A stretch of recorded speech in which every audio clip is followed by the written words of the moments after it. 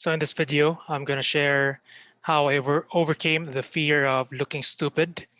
And, this might be helpful to you if you, you have the same problem.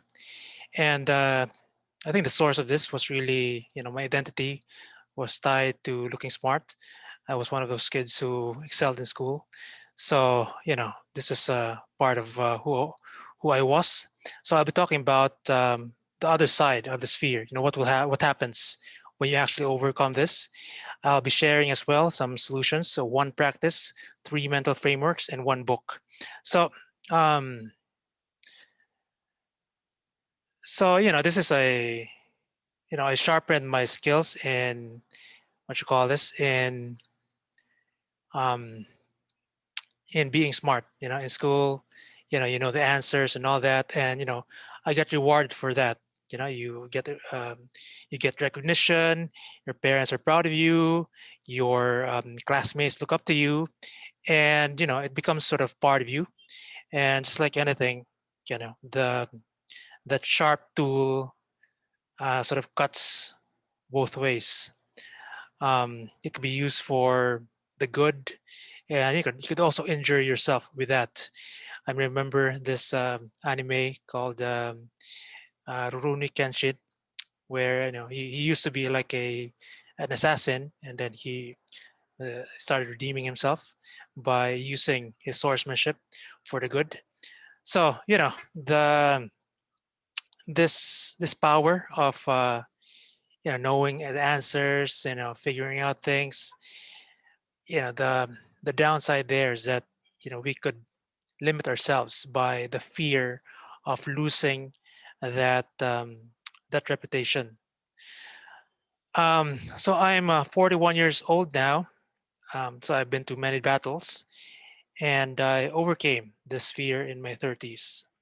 Before I share how I overcame this fear, let me show you what is at the other side of this fear once you overcome this. So a few years ago, um, 2018, I think, 2018, my business wasn't doing well. Well, it was okay, it was surviving, but it wasn't scaling. So I thought like I have to do something else. And after a lot of reflection and all that, so I thought, okay, I wanted my next business will have to be a science-based business. I took my master's degree in biology. I started studying biology. I just got so fascinated with biology. That's why I pursued it, and eventually low-cost genomics. But that was just what I learned is like, the studying in school is really different from having the skills to do business in a certain domain. Um, and then during the pandemic, um, this idea just presented itself. I was locked down at home, and I was feeling powerless. And but this was sort of a solution to that. I couldn't stand just being there doing nothing. I had to I had to feel like I was in power. I had the choice to make my own future. So this was the solution to that. So, and this was also a way for me to contribute to fighting against this pandemic. And also, this has been the greatest education I had. So I led a team that is helping to bring the surveillance, genome surveillance of SARS-CoV-2 to the developing world. This is my team. We're all over the world. And last March 9, for the first time, we sequenced SARS-CoV-2, enabled by, volunteers, not governments, not institutions. So this is the first time it happened. And here, so now I'm giving this, I just gave this webinar um, to like people in the genomics world. So, it's like 50 years ago, I didn't know anything about genomics. So, just if I if I still had that fear of looking stupid, I would never have done this because I'm working with PhDs here. I'm working with professional scientists, and I'm just a guy who enjoys biology and genomics. Um, so this is the other side of fear. You suddenly get lucky. Yeah, so many things happen, and the world just opens up. So many opportunities just open up because you just go out there, just try many things. You fail a lot, but it turns out most failures actually don't have real consequences, or at least the upside of trying many things is much greater than the downside of your possible failures from the things you try. Anyhow, that is the other side of fear. A much more exciting life. So I'm going to share what I think contributed to that, to overcoming that fear. So one practice, three mental frameworks, and one book. Those are the things which I could share with you. The main practice really is practicing failure so that you realize that really it is not a big deal. What really trained me in practicing failure was uh, was sales. So when I started my business, I quit my job like a decade ago, 2011, and then and it was a B2B game I was playing, and I had to do a lot of sales to survive in business. And I'm not a natural at it, so it was very difficult. But one of the consequences of learning how to sell, cold calling and visiting CEOs in their offices and pitching to them, and also most importantly, getting rejected again and again. So one of the important consequences there was like, I just killed my fear because the only way I could survive to actually overcome that fear of failure, because you have to fail again and again every day. You have to be rejected again and again every day, and at some point, your instinct sort of realizes maybe it's just overwhelmed by all the failure. It's just like it's not a big deal. It's like it's just something you have to do, and I guess you get used to that emotion of fear. And so now, it's not a big deal now. I could just call anyone. Um, it's a skill. It's something you get used to. And but that skill, so I realize it's very important in my job as an entrepreneur, and it's also in general in life. To just have to not be what you call held back by fear. So I look for ways to practice this. So in little things, doesn't have to be like this dramatic, what you call this, uh, experience of getting rejected in sales. Just like just in Twitter, just asking, not hiding your ignorance. In biology, this is how I learned. Right now, I'm trying to learn Spanish. I'm still looking for ways to actually be stupid in that. I'm planning to visit Mexico maybe before the end of the year after I get vaccinated. So I'm hoping to be stupid there. So finding occasions, areas to look stupid in, so that I don't lose that muscle of being comfortable with that hesitation and overcoming that hesitation. In particular, I do this in Twitter. That's the easiest place where you could practice this. I have two accounts. One account I stopped deliberately being stupid there because it has become I have a job now, or like I have a project, doing this project, accessible genomics. My audience here, I have a lot of academics, and I still don't hold myself back when I have a question related to something I don't know. Like for instance, yeah, when I read a paper, I don't understand a certain graph, and I just post it there. It's like, hey, how do you understand this? What's the, and maybe even tag the authors. I don't hide my ignorance, but I also don't deliberately try to look stupid, because, like for instance, in this other account I have, which is mostly about Rome research, productivity, and also talk about books there, whatever. It's like this has become my personal account where I talk about different things. So just a context here, some context here. I'm writing a book right now on how to use Rome for project management. So and then I've gotten good responses from that. So there's now this thing in my head, imagining that I have some reputation in that community of Rome users. So uh, when I was curious about this what you call this feature in Rome which you could install. I didn't know how to do it. I could have just asked one of the people I know who's into this how they could install it. But I saw this as a an opportunity to look stupid and to practice, being stupid in public. And I posted this. It was not. Honestly, I was just a bit uncomfortable, but I've been through this many times, and people were people were amused about it. There's one like, okay, so uh yeah, this was the reaction. This is general reaction. They were amused about it. Yeah, so there's really no consequence. So this is how I practice being stupid in public. um yeah, so it's good to have different what you call this hobbies to try out where you're a beginner. So always having something where you're a beginner in. So I think that also helps you keep a fresh mind and not be bogged down by fear of embarrassment.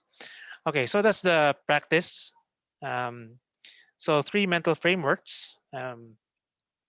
One is the stallion the rider framework. So this framework, uh, I I initially came up with this because there was someone in one of my project management trainings who was asking like, how do you sustain perseverance or enthusiasm in a project? And then that was like, this was just an expression of different things in psychology I've read, just a way to express it. That there's like two aspects of ourselves. um, One is that instinctive, emotional, um, reactive part of us, and the other one is the more rational part. So because I found this one to be applicable as well for productivity, so you have to manage both.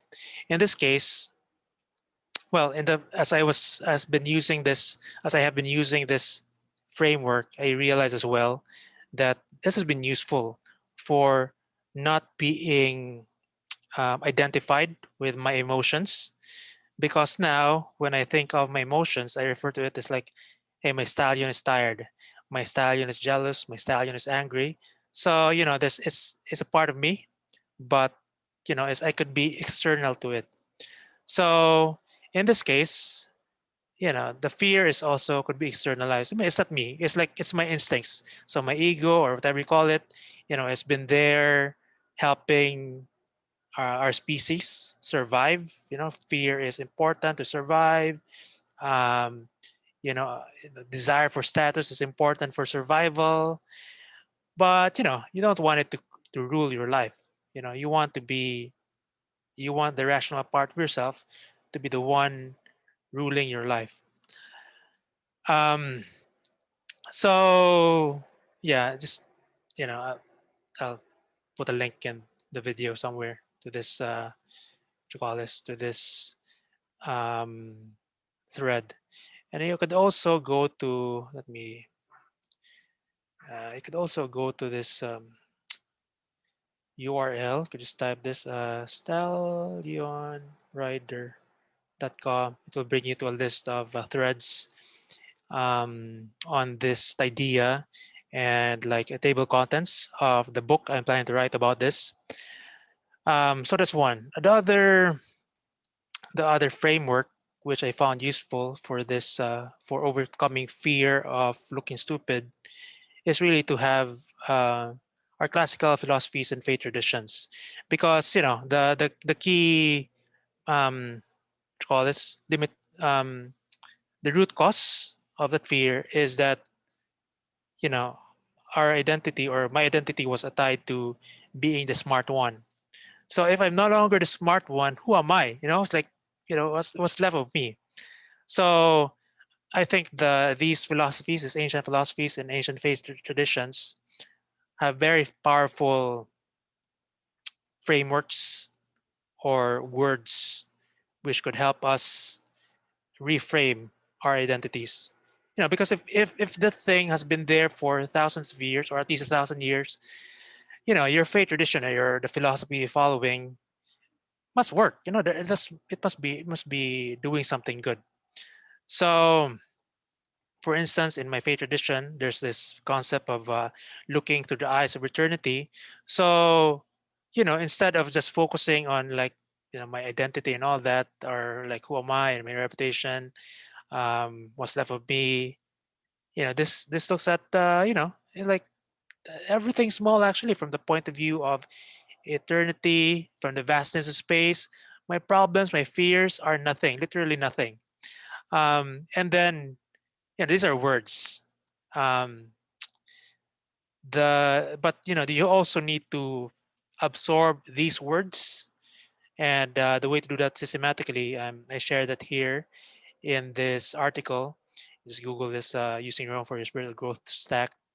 These are classical ways of using text of your faith tradition or your philosophy, and then systematically absorbing them. So these are practices which I share, and these are, in this article, I share how I use Rome for that. And the third what you call this, mental framework I'd like to share is being a humble servant of inspiration. I don't think I what you call this, set up Zoom to for you to be able to hear this, but I'm sure you're familiar with this scene. Um, this is Aragorn. He says, "You have my sword, and you have my bow, and my axe." So that was the dialogue there.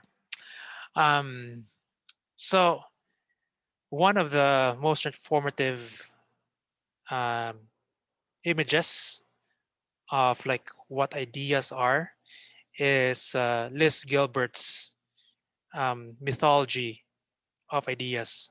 So she says that my ideas are actually like beings from another um, dimension, something like um, beings from another world. Yeah.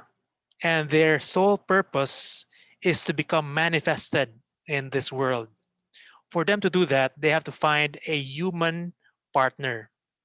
So they look around for those human partners, and when they find that partner, they will present themselves. They will, for instance, they will ask you, "Hey, would you want to be my partner in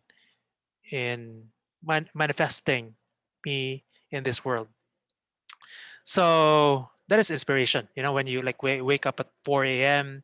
and you couldn't, you could stop thinking of an idea. So when you see all these serendipities which remind you of this particular idea. So it's that idea trying to present to you, "Hey, make me a reality in this world." So you could, as a counter weight to that fear, you could have this mindset of, "I am just a humble servant of inspiration." So I was given this, I was chosen to make this inspiration a reality in this world, and I am simply a servant of that inspiration. I'm going to do my best to bring this idea to reality in this world. Um, so that really helped me um, deal with ideas better. I don't know why. I don't know why it works. I was guessing maybe, it's like a hack because you're treating ideas like people, so you tend to, what you call this, take, pay attention to them more. But I don't know. So the book I'm sharing is the one where that image comes from. It is the Liz Gilbert's Big Magic. So I made this thread, or just Google this book. Um, so this book uh, lists down as well all the fears that, or so many, like 2 pages of fears that creatives have, and then the rest of the book is essentially like different solutions to those fears. Like imposter syndrome, like uh, what are the fears there? Maybe it's the first thing that came to mind, since maybe that's my main fear. Um, what do I remember there? Anyway, just check it out. It's also in the thread. There's a page there, um, outlining those fears. So those are the things which helped me. So I hope that those would be helpful for you as well. So you have one book. You have these 3 mindsets. I'll be sharing the links to these, and then you have the practice of deliberately looking stupid, or being a beginner publicly. And the best really is, if you have a chance to do sales. I mean, that will really kill your fear of failure, because the other side of that fear is really a much, much more exciting life. So thank you so much. I hope that's helpful.